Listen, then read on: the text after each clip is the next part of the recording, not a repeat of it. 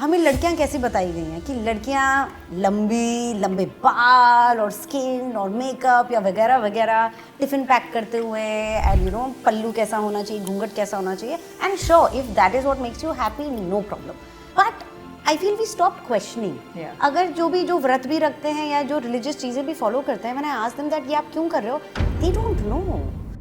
How do you think even today in our world we are still constantly putting women back in their place? ये मैंने एक किताब पढ़ी थी, forest of इंचैंटमेंट्स.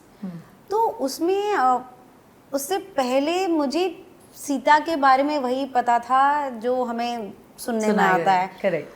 When I read the book and हमारा एक वो परसेप्शन होता है about all the people that we've been told about.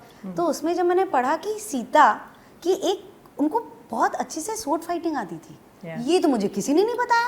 And I was like wow. And then I read Palace of Illusion, जहाँ मुझे द्रौपदी के बारे में इतना सब कुछ पढ़ने को मिला.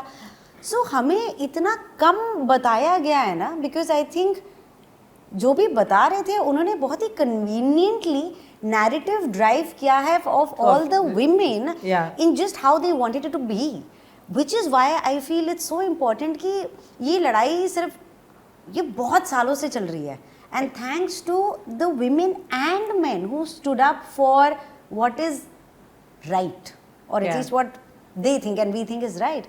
तो I feel coexist करना बहुत ज़रूरी है. So इससे connected ये part है ना coexistence में, that they are now constantly telling women that you are not just supposed to fight for your own rights, you have to also raise men better. I mean, I wonder in that, is there more responsibility on the hands of women most of the time?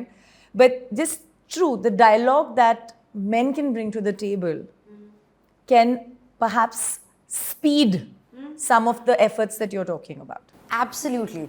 It's how, because घर पे या बाहर society में भी हम देखते हैं कि how women are treating women and how men are treating women.